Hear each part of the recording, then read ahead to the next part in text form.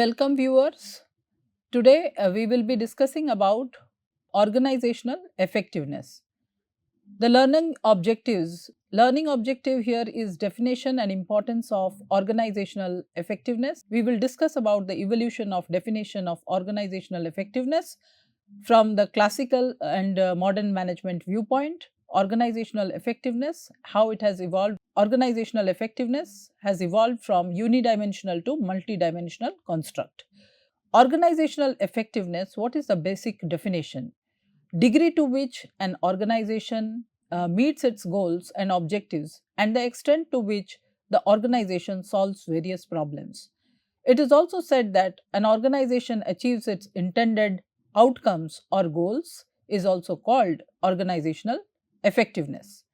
There are different areas where organizational effectiveness have thrown light on. Organizations have several goals or focus areas like talent management, leadership development, organizational design and structure, design and implementation of change and transformation. Meeting organizational objectives and adapting and developing to changing business environment ensures organizational survival in future. Organizational effectiveness measures how successful organizations are able to attain their goals. So, there is a definition which is given by Peter Drucker. Efficiency is doing things right and effectiveness is doing the right things. So, let us discuss how the definition of effectiveness has evolved over a period of time with the evolution of theories of management. Effectiveness and efficiency, how do they differentiate? Or what is the difference between efficiency and effectiveness? Efficiency is doing things right. It takes into account the amount of resources used to produce the desired output. The more optimized the resource utilization, the more efficient the organization is. Effectiveness, the degree to which objectives and goals are achieved and the extent to which targeted problems are solved. An efficient organization may not be effective. So, with this background, we will discuss about the evolution of concept organizational effectiveness. Evolution of organizational effectiveness reflects a shift from narrow production oriented view to a broad, holistic, and adaptive perspective. Early theorists have seen organizations as machines designed for maximum efficiency, while modern management approaches consider the complex interplay of strategy, resource, culture, and external factors. Today, effectiveness is measured by an organization's ability to adapt, innovate, and provide value to a diverse range of stakeholders, not just its shareholders. The definition has shifted from financial to non financial objectives. So, historical opinion about organizational effectiveness have been given by various management theorists, right from the classical to neoclassical theorists, as well as the modern management theorists who have thrown light on different aspects of effectiveness. Taylor has given definition of production maximization, cost minimization, technological excellence as the definition for effectiveness. Fayol has focused on clear authority, discipline within an organization, division of duties. Similarly, Elton Mayo has given for different definition for organizational effectiveness. He has defined effectiveness as a function of productivity, employee satisfaction, behavior of employees. So, with this, we will also discuss about evolution of organizational effectiveness, which has started from various theories, reflects a shift from narrow production focused view to a broad, holistic, and adaptive perspective.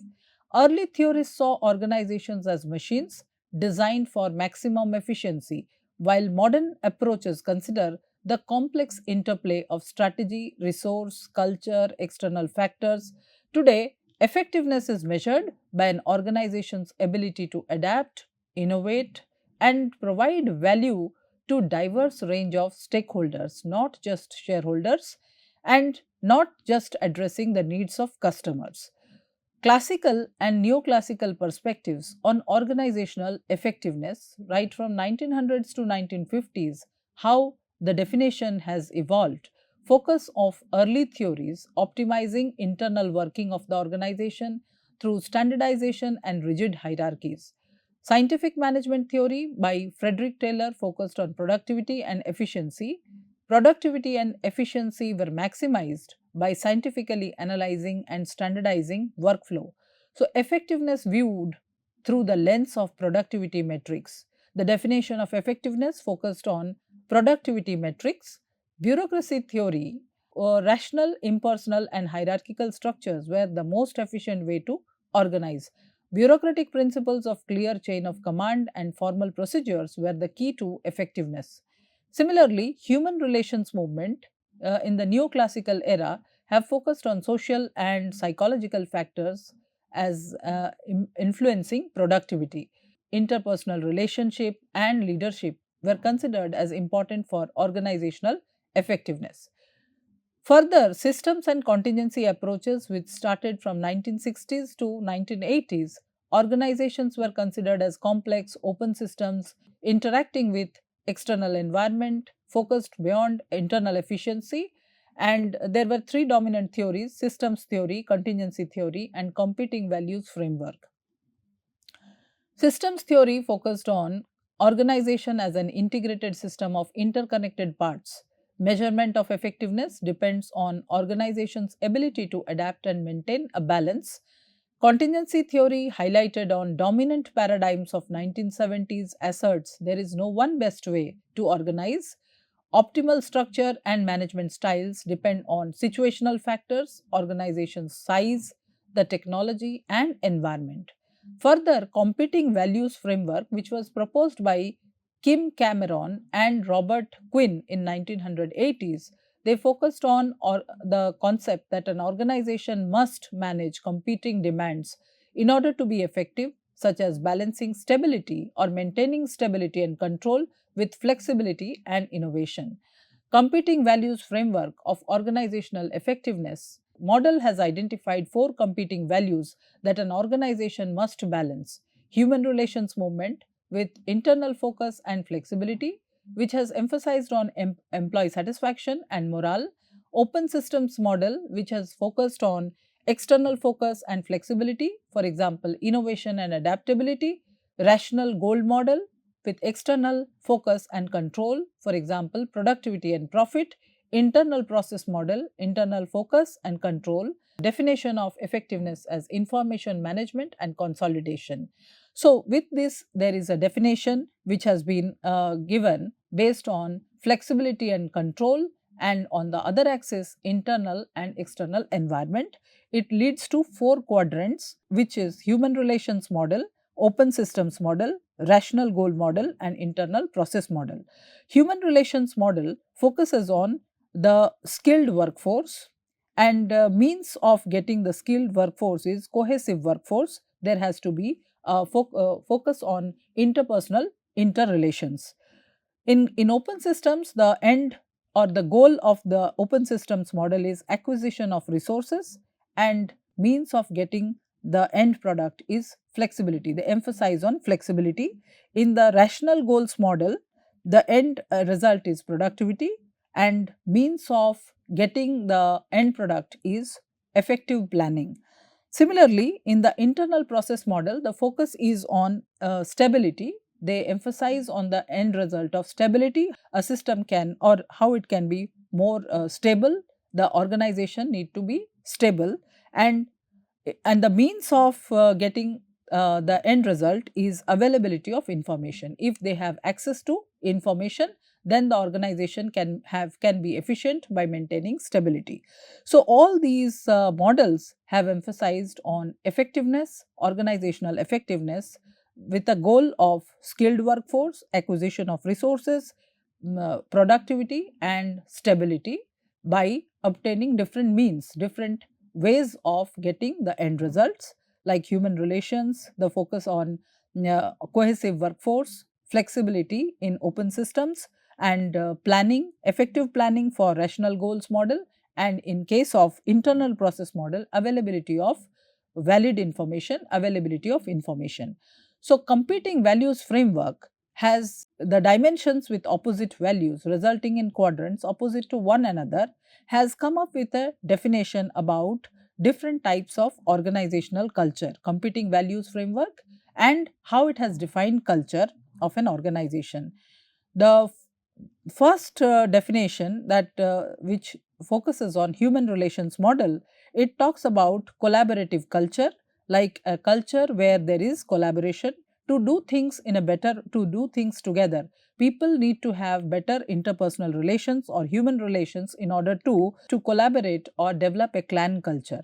The second one is open systems model, which focuses on creating things or doing things first, do things first, or an adhocracy culture, how we can be more by innovative by acquisition of resources. The third one, how we can compete with the market by doing things in a faster way, by replacing things in the market. The new products can be replaced in the market.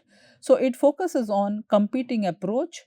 Then the control culture, which is a hierarchical and controlled culture, do things right.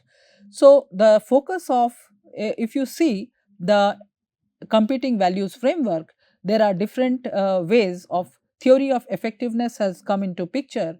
The theory of effectiveness in human development and high commitment produce effectiveness, and value drivers are commitment, communication, development, and the leader has to be facilitator, mentor, team builder. So it emphasizes on a clan culture, which emphasizes on human relations, how to have a better teamwork or team collaboration, interpersonal relationship, which results in a culture which is called a clan culture. So there is individual flexibility as well as internal maintenance helps in or bringing about a long term change in the organization.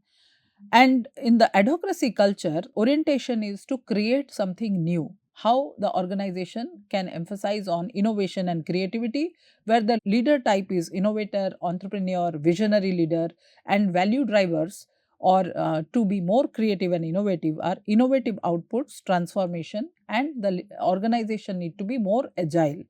Theory of effectiveness is innovation or innovativeness, vision, constant change, and produce effectiveness, come up with new things so the organization is sustainable.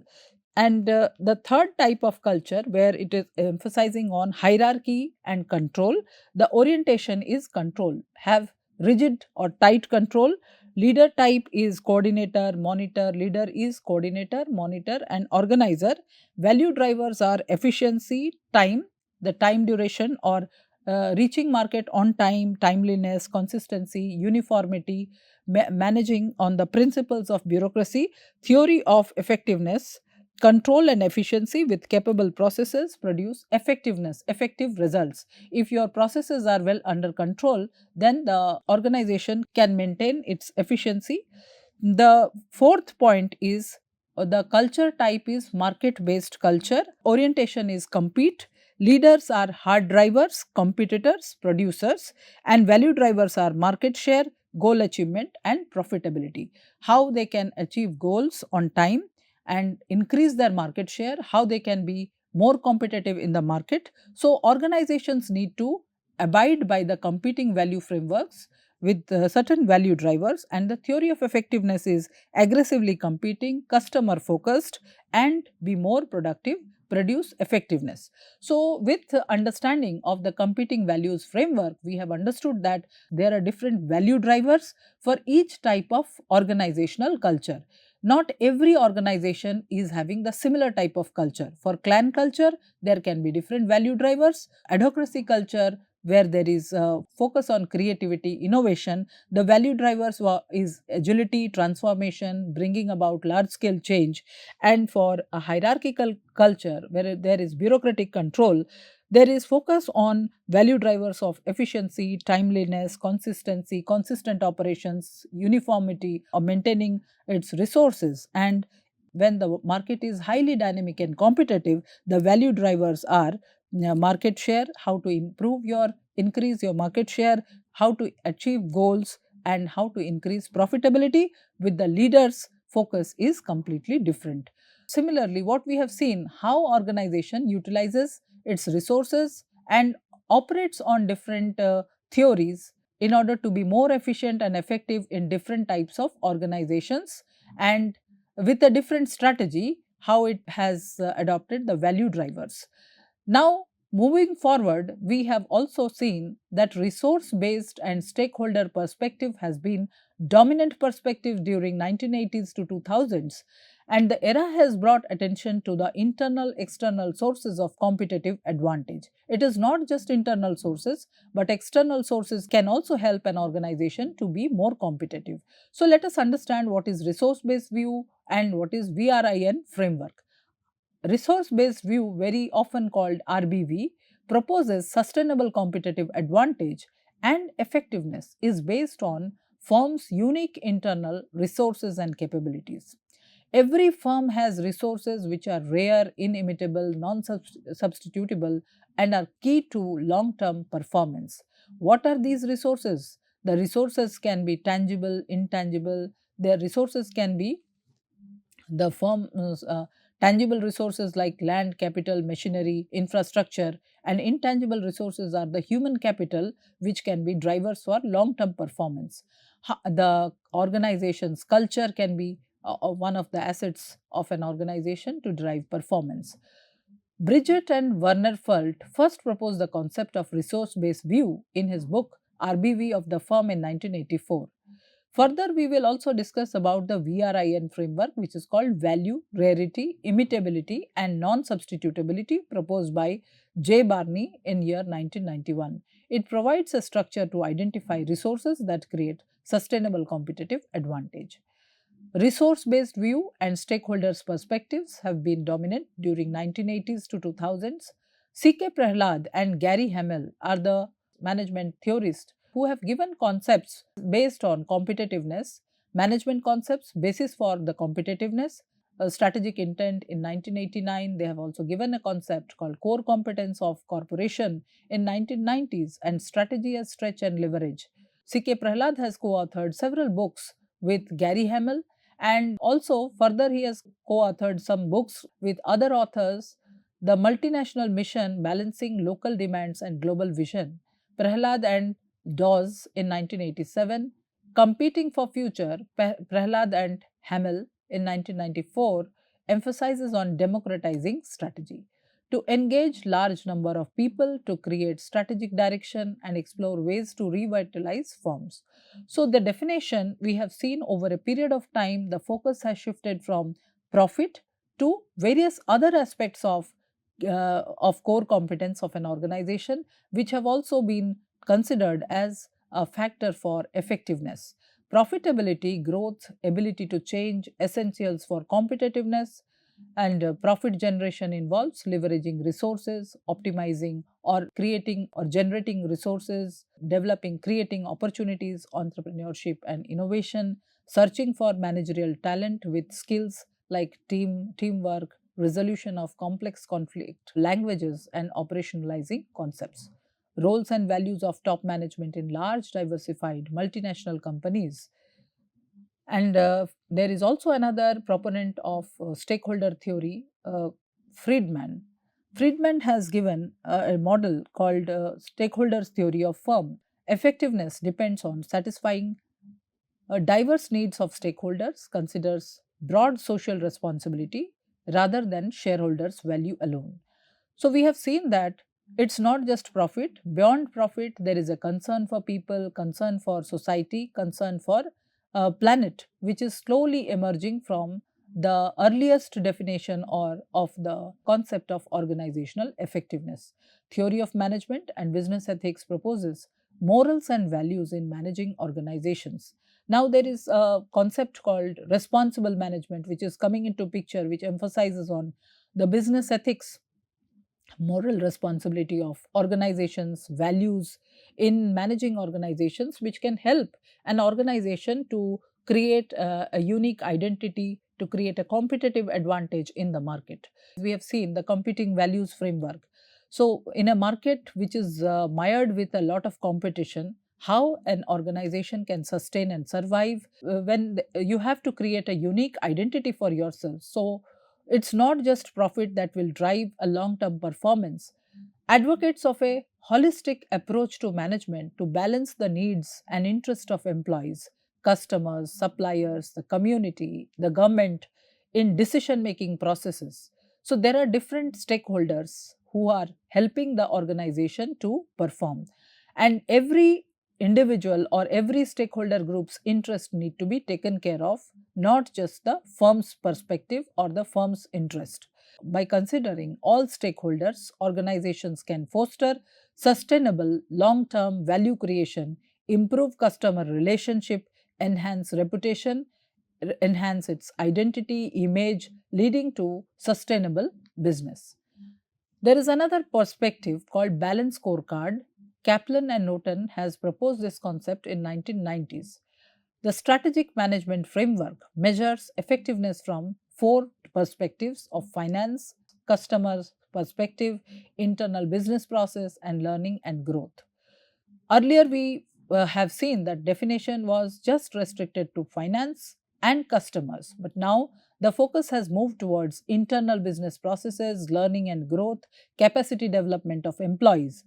It translates strategic vision into comprehensive set of performance measures. How to measure performance, performance measures beyond financial metrics to provide a comprehensive view of organization's health and align activities with overall strategy. So firms' overall strategy need to be aligned with all these four perspectives of customers, the finance, learning and growth, and internal business processes in order to be more effective.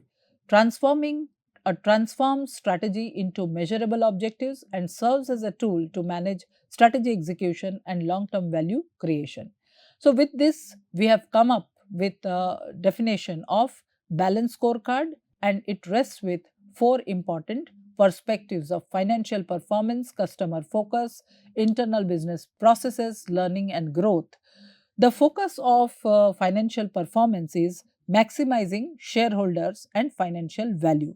The focus of a customer perspective is customer satisfaction and customer loyalty. How you can convert more number of customers, how you can increase large number of customer footfall to the company or organization and convert them into a loyal customer, not just take care of the satisfaction factor or metrics, but convert people into loyal customers.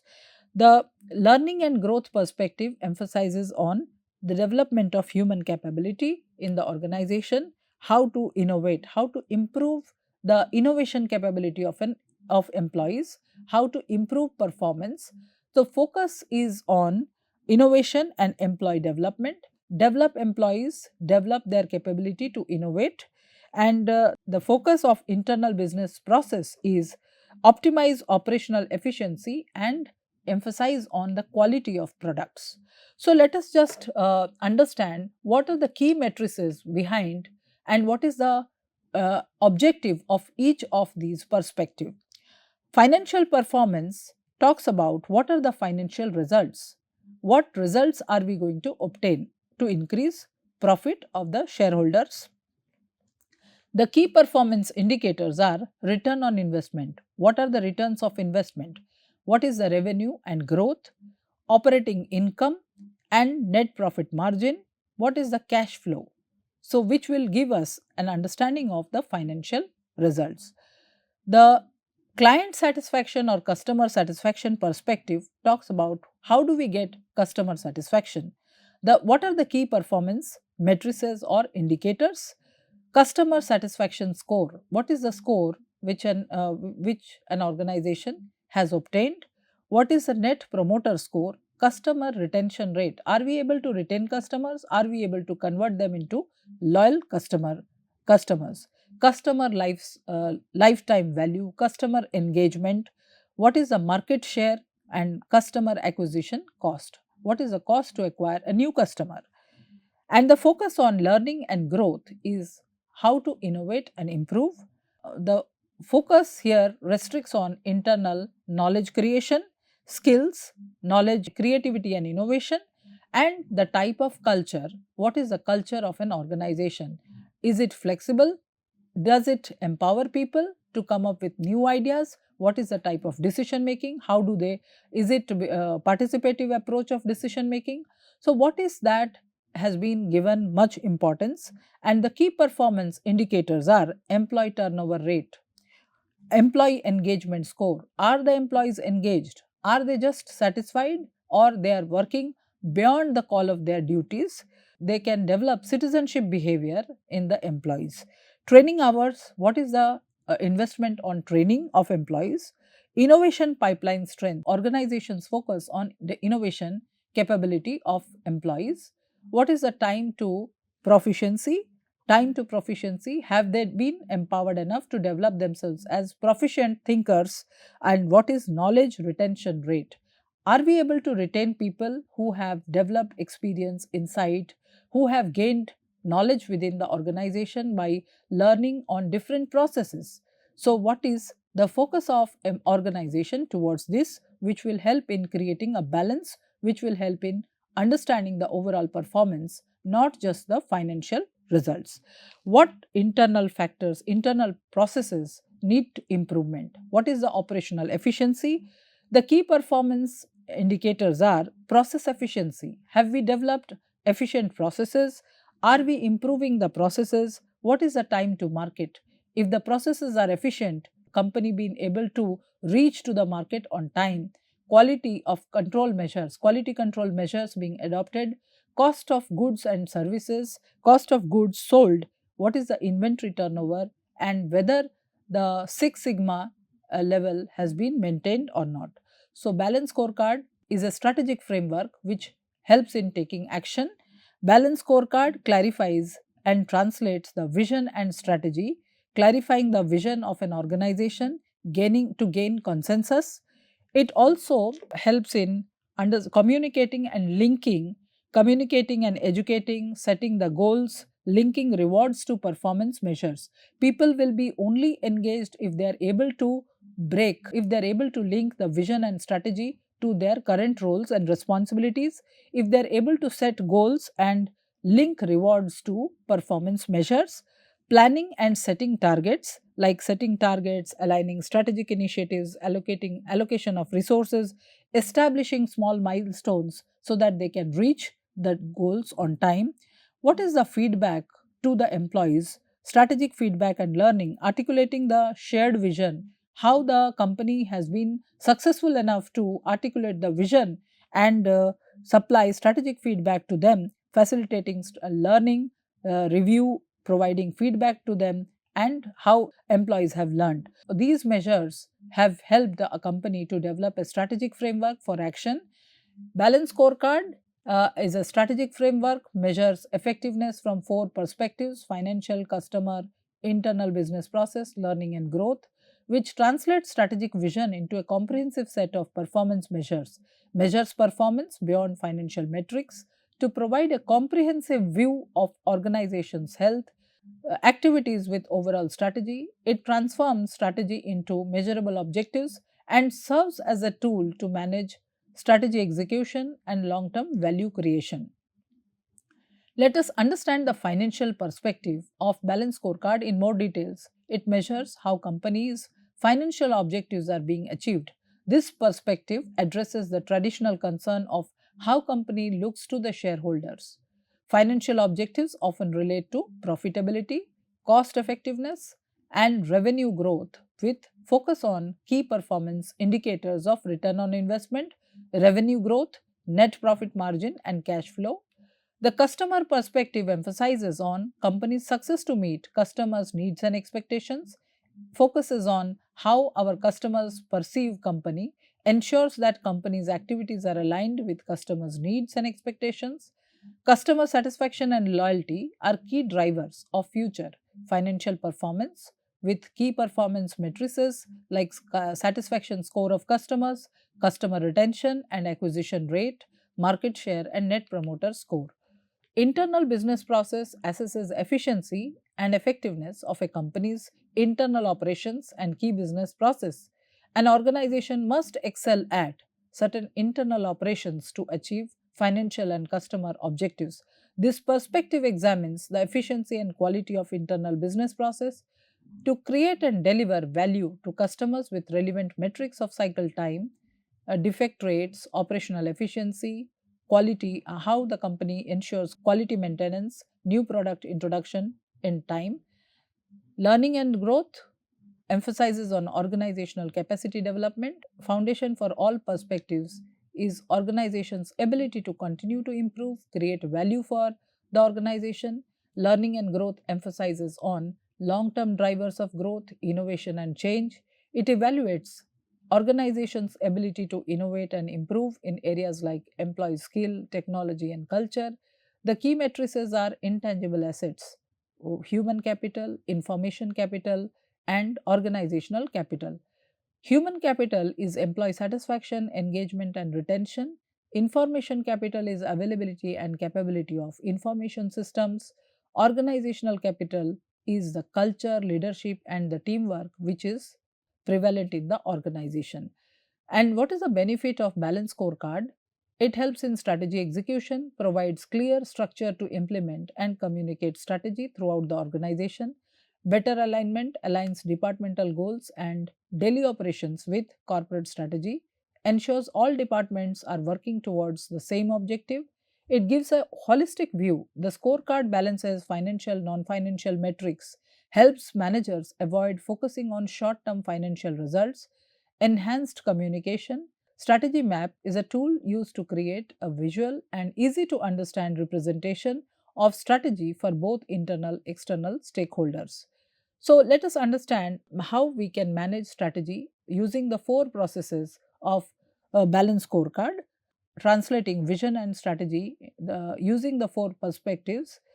The financial perspective helps in understanding to succeed financially how we should appear to our shareholders, like what is the objective, what are the matrices or measures, what is the target, whether it is a short term goal or a long term goal, what are the initiatives taken in order to achieve the goals. If this is very clearly explained to the employee, they can understand and they can also convert. Vision and strategy can be related and the financial matrices can be obtained. Similarly, for internal business processes, to satisfy our shareholders and customers, what business process we must excel at? What is the objective? What are the measures? What are the key performance measures? What is the target for the internal business process? And what are the initiatives being taken? Similarly, for learning and growth and for the customer perspective, the similar initiatives are taken. In order to make your customer satisfied, for customer perspective, we need to achieve our vision and how we should appear to our customers. What is the objective for the customer and what are the measures being taken and what are the targets we need to achieve, the company need to achieve, and what initiatives they have taken in order to make your customer be happy with the firm, to convert them to loyal customer. Similarly, for employees growth and development of human capital, to achieve our visions, how will we sustain our ability to change and improve? What is the perspective of organization for the employees to adapt to change and improve their performance? What is the objective towards learning and growth? What are the measures taken by the organization? What is the target? How they are developing the employees, whether they need to develop their efficiency on new technology adoption, or their ability to change their attitude towards market dynamics, or what are the initiatives being taken by the organization to develop capacity of employees. The four pillars of balanced scorecard: financial, customer, internal process, organizational capability. So, financial perspective emphasizes on increasing revenue, increasing profitability, decrease operating cost. Customer perspective focuses on improving clarity of offering, improve market perception, improve customer satisfaction. Internal processes focus on improving offerings, improve offering selection, improve information services, improve stock reliability, improve cost. And organizational capability emphasizes on improving knowledge and skills of employees, improving competencies of employees, improve technology knowledge, and improve supply chain. So, all these perspectives, there are key performance indicators like net profit for financial indicators, operating cost, revenue, and what are the targets, like whether you want to increase a 5% per year or 3% or 12% increase, and what are the projects which you need to focus. Implement new financial accounting system, simplify billing operations. It requires market studies, improving offerings for 2-year programs. Similarly, for the customer perspectives, what is the percentage share index, percentage of customer satisfaction index, of a percentage focus group user index. So these are key performance indicators, and the target is it can be in terms of quantifiable figures like 3%, 85% this year, or 90% of increase in the next session. So this gives a clear template for developing or movement towards the values and the strategies, or the strategy and the purpose which is set by the organization. If the goals have been broken down into small achievable goals, then that it increases the initiatives of employees to be more efficient, to be more effective, to reach the goals. Similarly, the organizational capacity focuses on employee development plans. What is the initiative of organization towards developing capacity of employees?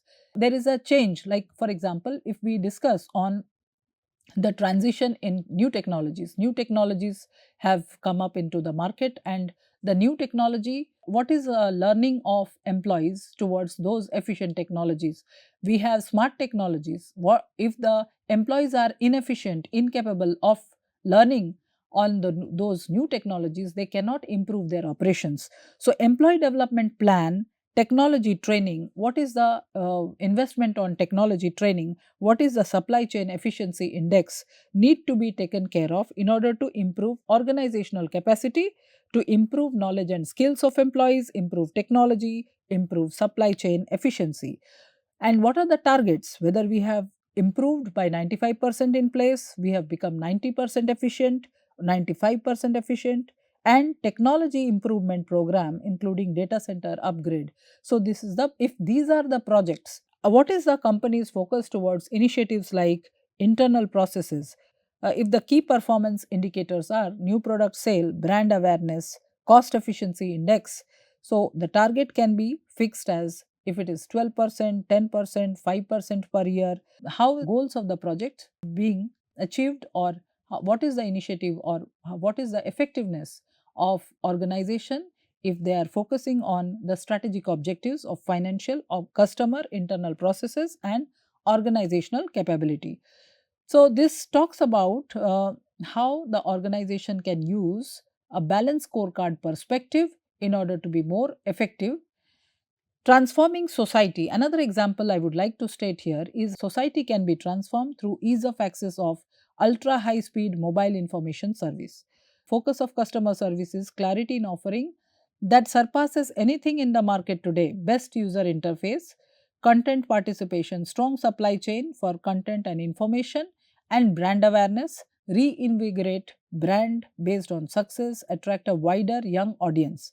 If this is the objective, so what is the focus on the financial, customer, internal process and organizational capability? Organizational capability of improving knowledge base, improve staff skills, reduce energy, improving internal processes, improve market process, improve social media output, improve knowledge distribution, improve green credentials. Similarly, the customer orientation is how we can improve our customer satisfaction, improve sales, improve brand image, and financial perspective would be, all this will lead to increasing revenue, increase profitability, reduce sales and overhead cost. To conclude, Balanced Scorecard talks about recent academic studies on Balanced Scorecard, which started in 2022-25. The Balanced Scorecard continues to be a focus of research in strategy, performance management, digital transformation.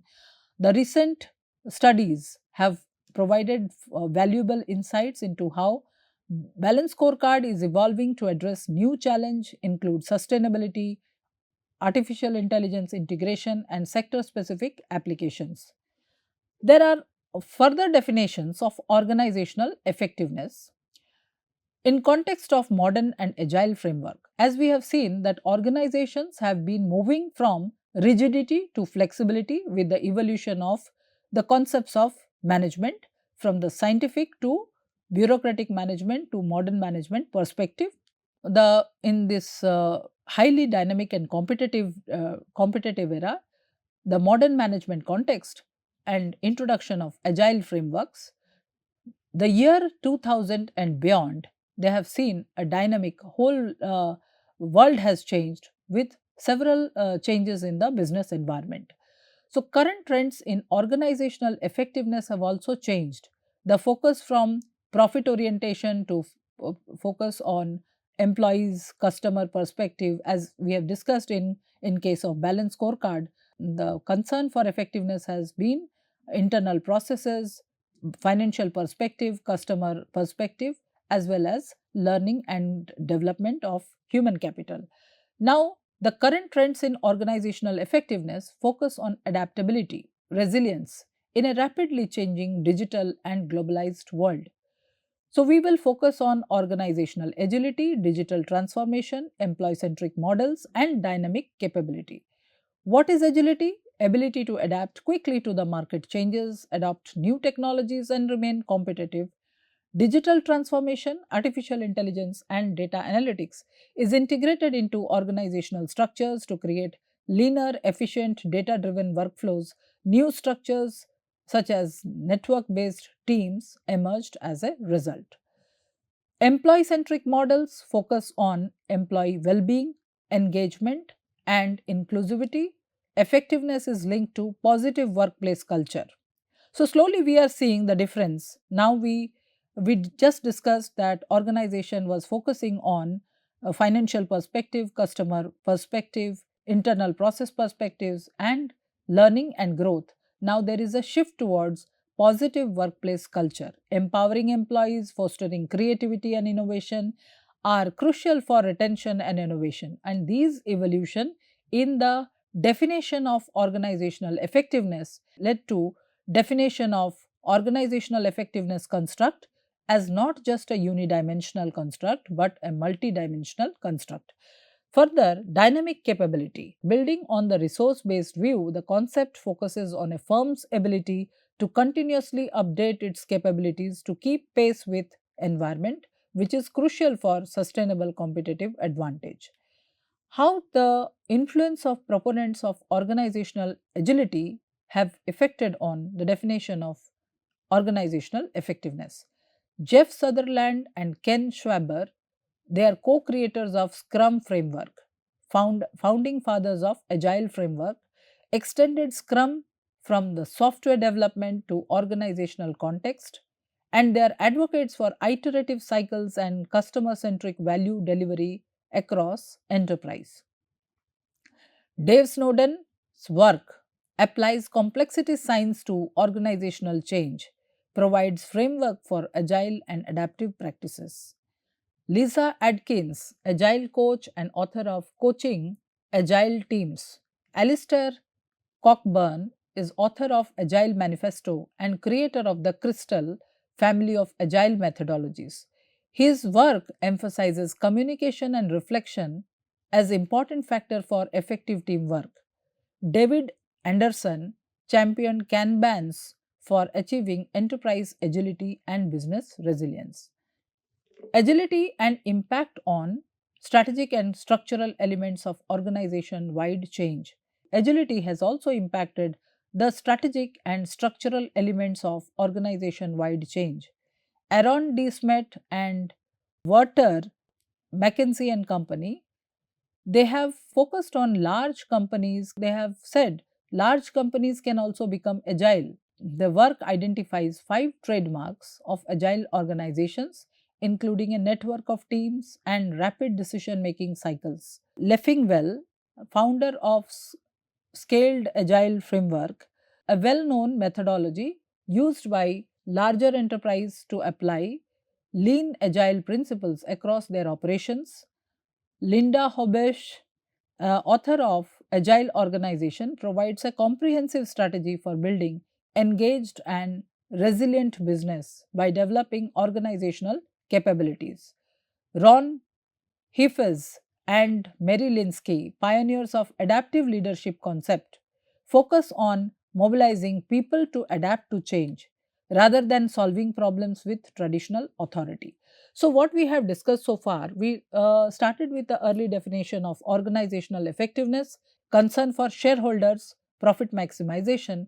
Now, the focus has shifted towards being concerned towards customers, employees and employee satisfaction, employee empowerment, further adaptability, responsive to market, and now adaptive leadership concept on mobilizing people to adapt to change rather than solving problems with traditional authority. So there has been a series of transformation in the definition of organizational effectiveness. Proponents of agile frameworks, they have emphasized on change and adaptability. Importance and implementation. McKinsey and Company focuses on importance and implementation of organizational agility. Agile Alliance, a non-profit organization, explores and applies agile values, principles, and practices. Agile Business Consortium guides and offers certifications for business agility and agile practices beyond software development. So, it is not agile practices were first the concept developed in the software projects, but now it has gone beyond software development. It has been used in organizations. Scrum.org, Scrum Incorporation, founded by Ken Schwaber and Jeff Sutherland, organizations that train and certify practitioners in the Scrum framework. Let us now understand what is a Scrum framework. It's an agile framework for managing complex projects by breaking the job into short projects called sprints. The Scrums are nothing but the self organizing cross functional teams which are transparent, which are reflexive, and adapt to changing requirements. So, to conclude, early 20th century, the classical management have focused on ideas of organizational effectiveness um, from the industrial revolution with efficiency and productivity as the prime concern. Scientific management concept was dominant during 1900s to 1920s. Frederick Taylor, bureaucratic management, 1920s to 1930s, was given by Max Weber, and their focus was on efficient operations. Organization was a rigid machine type metaphor, and the focus is on profitability and using scientific approach to efficiency and behavioral science and human relations approach, which was dominant during mid 20th century. Elton Mayo, Abraham Maslow, Douglas McGregor, they highlighted the importance of employee well-being, informal group interaction, systems approach in 1970s. Moving beyond just internal processes, this model defined organizational effectiveness by an organization's ability to acquire necessary resource from external environment. So it is moving from internal to external. Late 20th century, multidimensional and integrative models have come into picture. Strategic constituencies model in 1970s. The model measured effectiveness based on how well an organization satisfied the key stakeholders or constituencies. It depends on survival of an organization. This model measured strategic constituencies model in 1970s. This model measured effectiveness based on how well an organization satisfied the key stakeholders or constituencies. Depends on survival. Competing values framework was dominant in 1980s, developed by Robert Quinn and John Robag. Human relations model, internal focus and flexibility. Open systems model, external focus and flexibility. Rational model, external focus and control. Internal process model, internal focus and control. 21st century emphasized on agility, culture and social responsibility. The modern era of organizational effectiveness defined by constant change, digital transformation, shifting societal expectation, agility and innovation 1990s to present with the rise of learning organization concept. Organizational effectiveness linked to organizations' ability to adapt, quick, innovate and continuously learn. Holistic and people-centric approach 2000s to present. Today, organizational effectiveness encompasses a broader range of metrics beyond financial returns, including employee engagement, well-being, social responsibility. Integrated organizational effectiveness focus is on combined multiple historical perspectives. Modern approaches combine multiple historical perspectives. Organizations must consider and align their strategy, process, people, technology and culture in order to be effectiveness. So, it talks about the modern day definition of organizational effectiveness, discusses about strategic alignment of the goals, vision and strategy with the people, process, technology and culture to be more effective. So, this involves balancing internal efficiency and external adaptation. How is the organization operating using internal processes efficiently, and how it is adapting to external pressures, external adaptation and financial performance with social impact. So, what we have discussed so far in this module, the evolution of organizational effectiveness, the definition of effectiveness has changed over a period of time, and the role of various theories, classical, neoclassical, modern management science, its impact on defining the definition of organizational effectiveness. The construct has become a multidimensional construct with both financial and non-financial objectives. We call it organizational effectiveness, has both qualitative and quantitative definition. With this shift from narrow production focused view to a broad, holistic and adaptive perspective, effectiveness is measured by an organization's ability to adapt, innovate, provide value to a diverse range of stakeholders, not just the shareholders. Thank you.